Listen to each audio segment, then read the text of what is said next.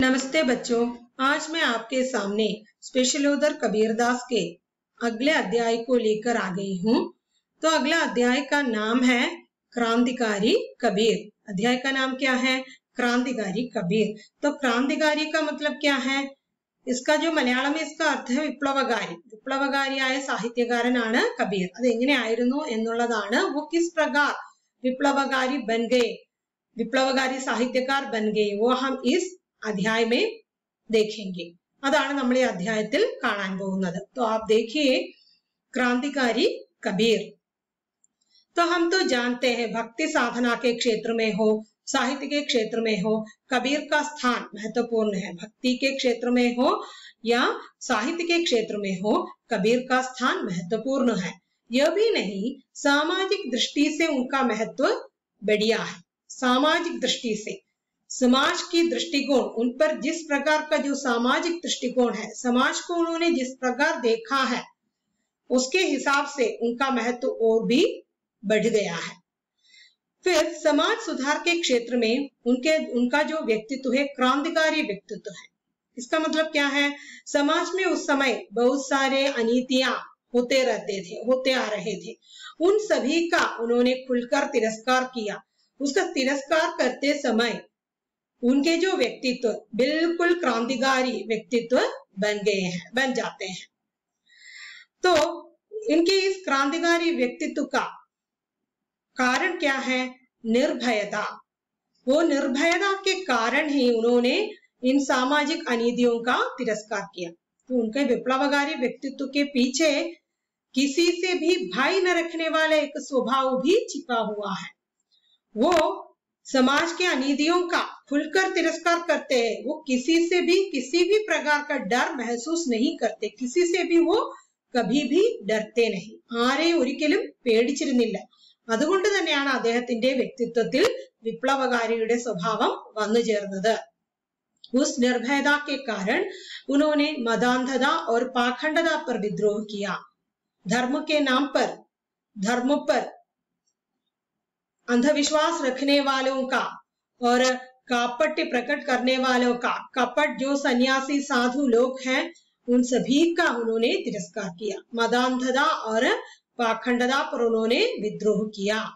तो भक्ति साधना और साहित्य क्षेत्र में उनका महत्वपूर्ण स्थान है। सामाजिक दृष्टि से उनका स्थान सर्वोपरि है। समाज सुधार के क्षेत्र में उनका जो व्यक्तित्व क्रांतिकारी व्यक्तित्व है और उनके जो निर्भयता के कारण, किसी से भय न रखने के कारण उन्होंने मदांधता और पाखंडता का विद्रोह किया है। तो उसे हम क्यों क्रांतिकारी कवि मानते हैं?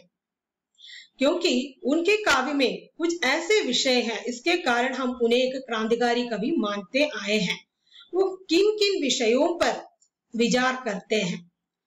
पहला जो है मूर्ति पूजा का विरोध, कर्मकांड और आडंबरों का विरोध।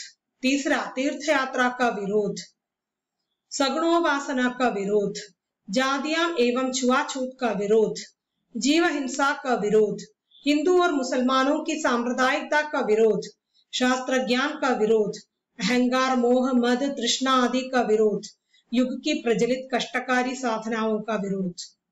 अब देखिए उस समय जो हिंदुओं के बीच में मूर्ति पूजा जोरों पर चल रहे थे सगुणोपासना में, क्योंकि कबीर के जो राम है निर्गुण निराकार ब्रह्म है, इसका कोई रूप रंग नहीं है, लेकिन सगुणोपासना में जो मूर्ति की आराधना करते हैं, इसलिए कबीर ने इस मूर्ति पूजा का विरोध किया, क्योंकि वो निर्गुणोपासक है।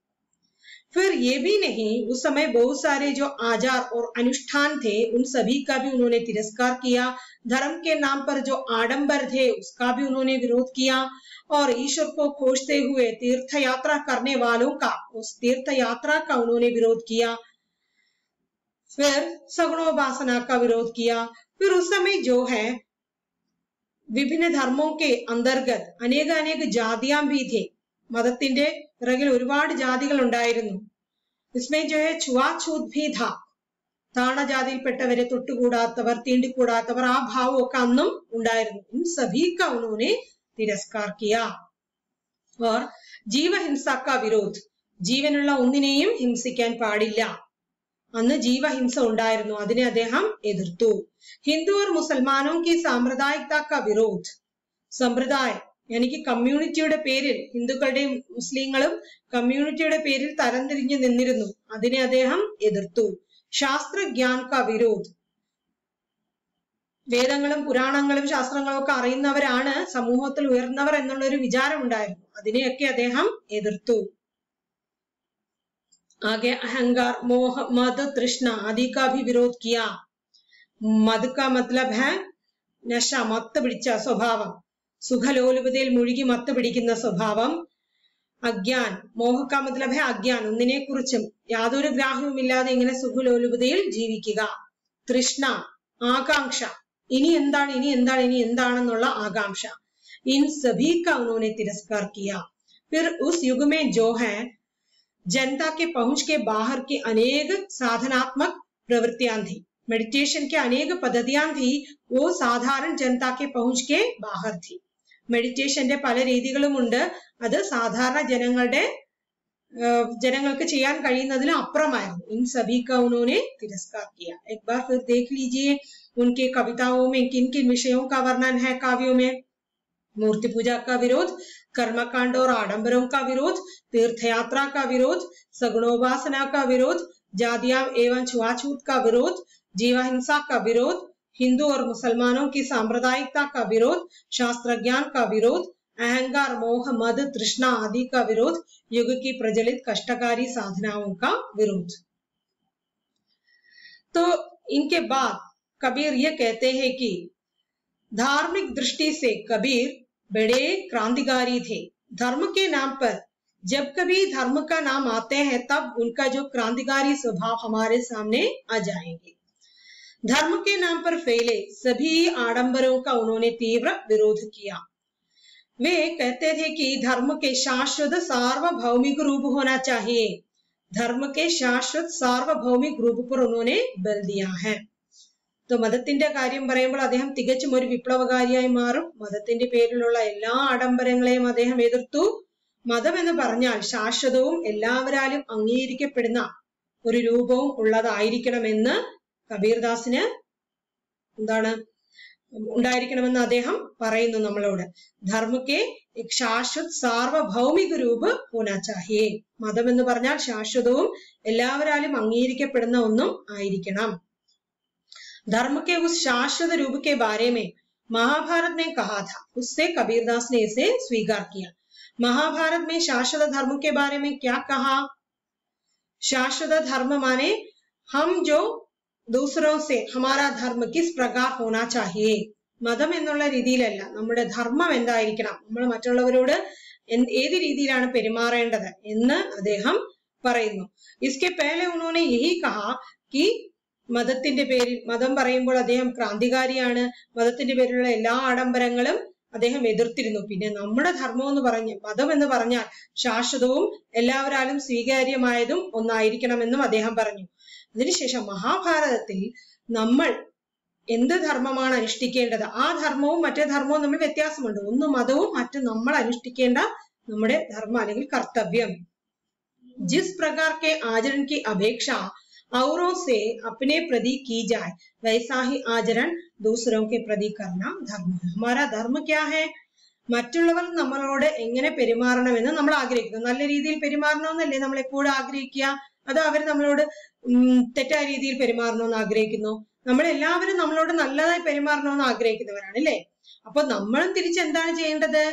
വൈസാഹി ആചരൺ ദൂസരോക്കെ പ്രതി കർണ ധർമ്മ ഹെ. മറ്റുള്ളവരോടും നമ്മൾ ആ രീതിയിൽ തന്നെ, നല്ല രീതിയിൽ തന്നെ പെരുമാറാൻ പഠിക്കണം എന്നതാണ് ശാശ്വത ധർമ്മം. നമ്മുടെ സ്ഥിരമായ നിരന്തരമായി നിലനിൽക്കേണ്ട നമ്മളുടെ പെരുമാറ്റ രീതി, നമ്മുടെ ധർമ്മം എന്ന് പറയുന്നത്. അതുപോലെ മതം എന്ന് പറഞ്ഞാലും സാധാരണക്കാർ മനസ്സിലാക്കുന്ന രീതിയിൽ ആചാരങ്ങളും അനുഷ്ഠാനങ്ങളും സാധാരണക്കാരന് ഉതകുന്ന രീതിയിലുള്ള എല്ലാവരാലും സ്വീകാര്യമായ മതമായിരിക്കണം. നമ്മുടെ പെരുമാറ്റം പോലും നമ്മൾ മറ്റുള്ളവർ നമ്മളോട് എങ്ങനെ പെരുമാറണമെന്ന് നമ്മൾ ആഗ്രഹിക്കുന്നുവോ അതുപോലെ നമ്മളും അവരോട് തിരിച്ച് പെരുമാറണം. और आगे जो है इसकी पुष्टि के लिए कबीरदास एक दोहे का प्रयोग करते हैं, एक दोहा वो पेश करते हैं। साई सेती सांझी चली औरासो सुदभाई भावे लंबे केस करी भावे खुराड़ी मुंडारी।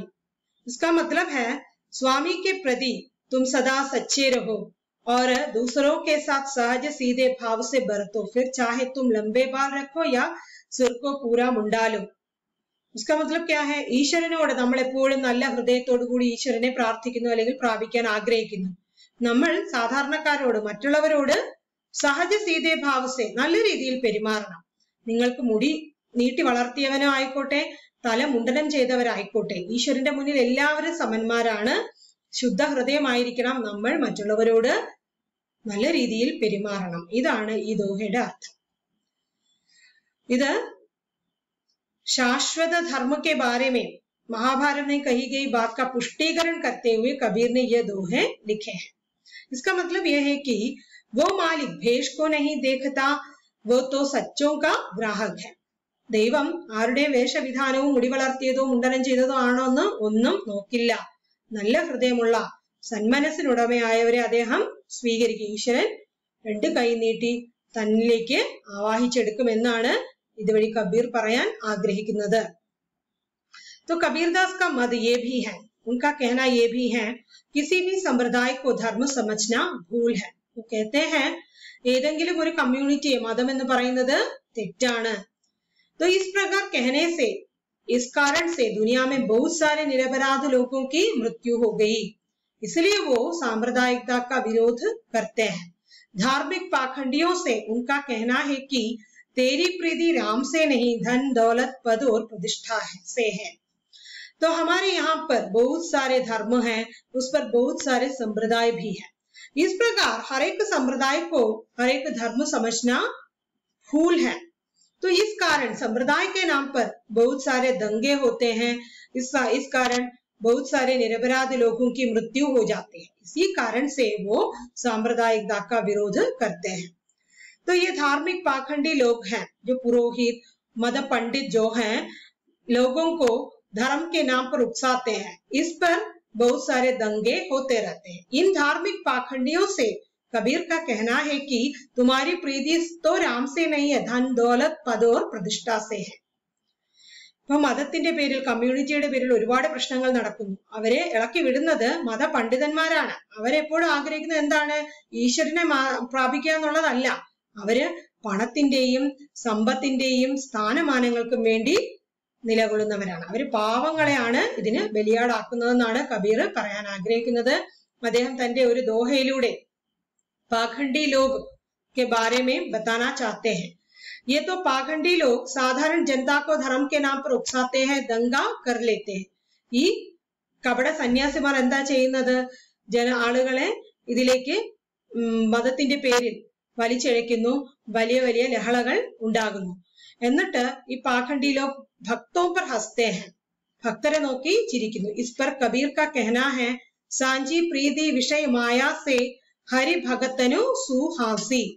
इसका मतलब यह है कि लौकिक सुख सुविधा में फंसकर रहने वाले पाखंडी लोग ईश्वर के अनन्य उपासकों को देखकर हंसते हैं.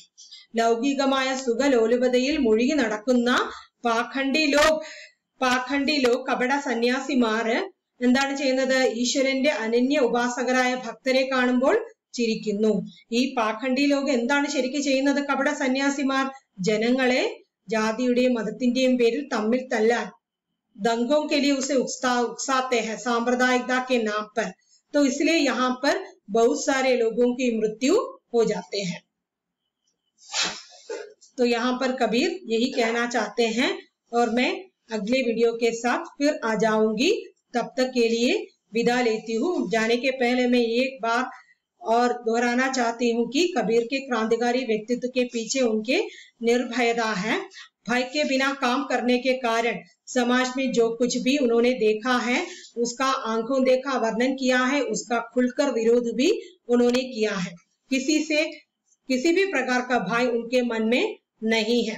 धर्म के नाम पर धार्मिक दृष्टि पर वो क्रांतिकारी बन जाते हैं, क्योंकि धर्म के नाम पर आजकल न जाने उस समय से लेकर आजकल बहुत सारे जो दंगे होते रहते हैं संप्रदायों के नाम पर, उन सभी का तिरस्कार वो करते हैं। तो इतना कहकर मैं यहाँ से विदा लेती हूँ। धन्यवाद।